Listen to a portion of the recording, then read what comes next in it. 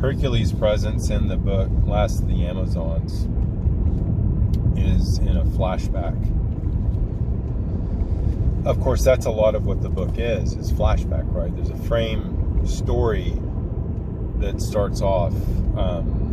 Who's the hero in it? Is it the main guy? Greek? Who is it? Haven't found that out yet. Don't know the name. Anyway, he's a guy that's quasi-mythical. One of the, first kings. Is it Theseus? I'm not sure. Wait for this guy to go by. Yes. I think it's Theseus. Oh, great, he's turning. Okay, so we can go? No. He's going to turn right there. Oh, all right. Yeah, it's Theseus, I think. Okay. Anyway, Theseus is...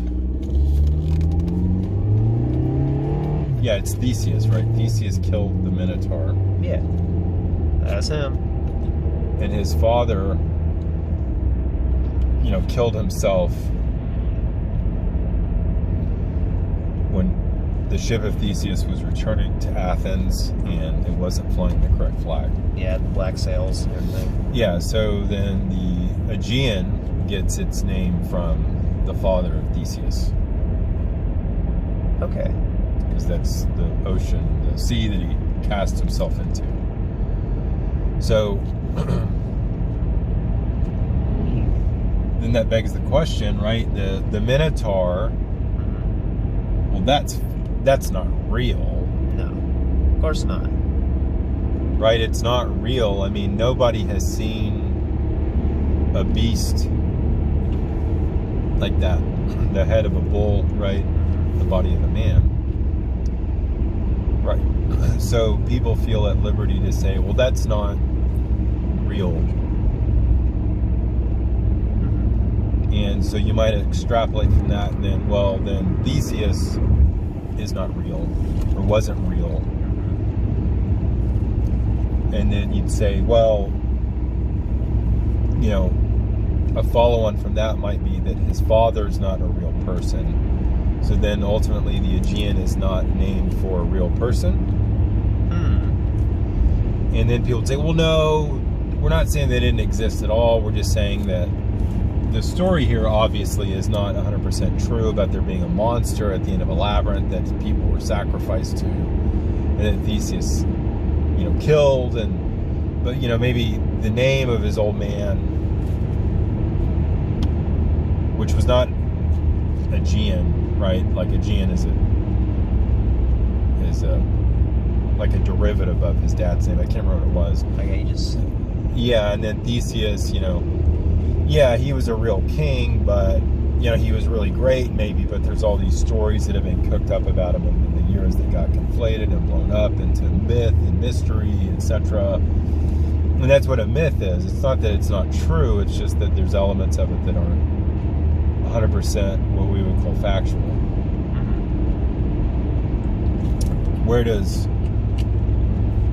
the real begin and the not so real end? Like, people will use George Washington and the cherry tree as an example of this mythologizing that a culture does, right? Yeah.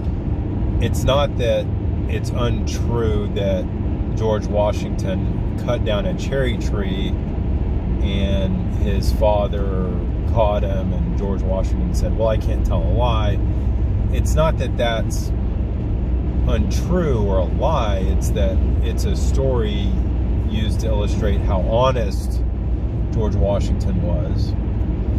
And the early Americans would have put that there to turn Washington into this figure of admiration and somebody that Americans should aspire to be, right? You should aspire to be truthful. Yep. Right? Well, as you know,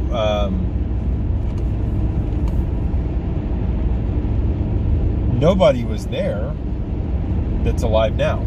No.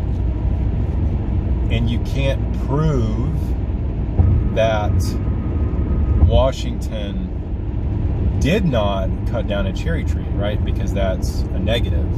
You can't prove a negative. You can't prove that Theseus didn't kill a Minotaur.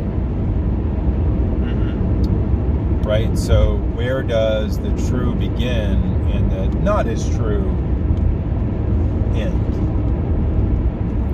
Point of fact, at the time of Pericles of Athens, who was a real person, as far as we can tell, right? Right. Athenians wrote about him, Spartans wrote about him, Persians wrote about him, the Romans knew who he was. He lived after Plato, or he lived at the time of Plato, at the time of Socrates. He lived after the Great War against Persia that, the movie 300 is about. He lived during real recorded history. Pericles did. We have writings of Pericles. We have his speeches. We have Thucydides writing about him during the Athenian War against Sparta. It's called the Peloponnesian War. Pericles died during the war. He died of plague. Yeah. Yeah, I read about that. Yeah, Pericles is a great man. The golden age of Athens is called the age of Pericles. Pericles is, by many, considered to be the first mayor. The first actual mayor. He was elected over and over again to be the mayor of Athens. It was known at the time of Pericles that the ship of Theseus was still in the harbor in Athens. This is hundreds of years later. Wouldn't it have rotted by then? Well, yeah, but that's where the famous Ship of Theseus thing. Ship of Theseus comes from, right? Yeah. Well, yeah, we replaced this plank and then replaced that one. So is it still the Ship of Theseus? It's a riddle that's not supposed to be answered, definitively be able to be answered. How you answer it reveals something about your worldview, right? Yeah. What you're really asking is, does this ship, like a person, have being over time? Right? I mean, a ship does, right? That mailbox to the right there, yeah, that's good. Yeah, just back on in there, another person. That mailbox is the same mailbox yesterday as it is today, as it will be tomorrow. We believe that. You have to believe that. It's a transcendental category.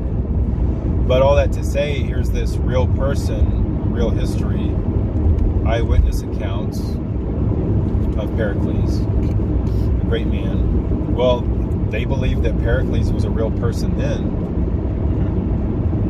Are we smarter than the ancients? No. At least that's what you think there's people walking around today that are smarter than Aristotle? No. Well, maybe. Maybe. Do you think everybody today is smarter than Aristotle because they have a phone? No. Of course not. So were the Athenians stupid to think that... Was Pericles stupid to think that Theseus was a real person who really killed the Minotaur? You see, they're thinking about the world in a different way. Yeah. So when we say history is what people wrote about the past, you get into the quandary of, well, what do we discard and what do we not? Right? So if you're of the mindset that history or the past, the study of it has to be the study of things that aren't what we would call supernatural, then you've excluded a whole slew of things that people back then who wrote these histories took as being a normal part of the world, as the sun rising and setting. You see? Yeah. It sounds like cutting out a lot. Well, yeah, you've discounted a lot of things. Not just out of hand. Because it doesn't agree with your worldview. Because it doesn't agree automatically with your worldview. The Minotaur seems like an extreme example. But I'll give you another example. When you go and read, and of course you'll read it in English, but when you read translations of, say, Thucydides, he wrote about the Peloponnesian War. Or if you read the tale that Xenophon wrote about the expedition into Persia and into the sea, it's called the Anabasis. It's the greatest adventure story in the ancient world, next to maybe the Exodus, Or if you read Herodotus, Herodotus is called the father of history. Other people call him the father of lies because he included stuff in there like that you would call fantastical, like a minotaur. Or these other creatures that are said to live in Africa or India or wherever it is. Father of lies is a bit extreme. But they will give accounts of battles and say this number of men were in the battle. Famously with Herodotus, he said that when the Persians marched into Greece and were met at the Hot Gates, Thermopylae, by Leonidas and the Spartans, that Xerxes' army was 2 million men.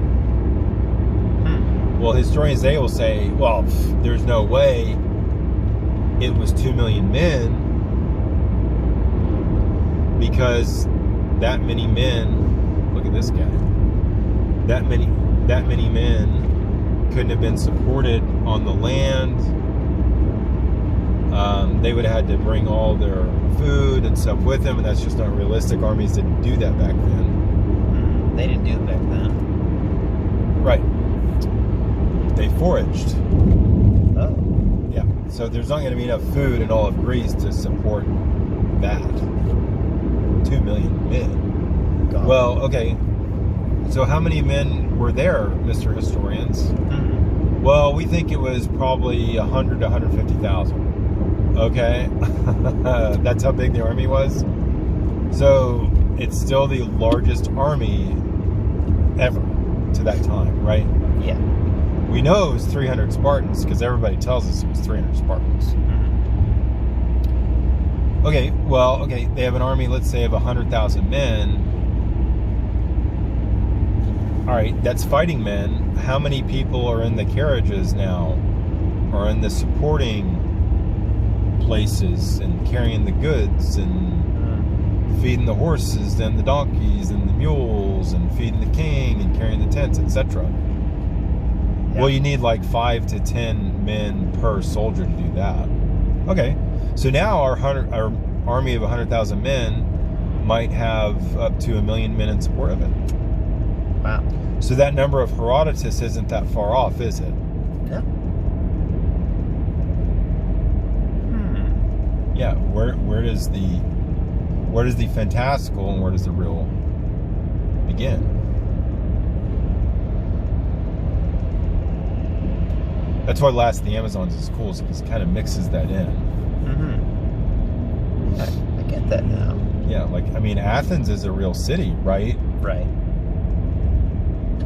The Black Sea is a real sea, right? Right. Okay. Well, what's true and what isn't then? What's a lie and what's real? They can never give you that standard because that standard would have them have to explain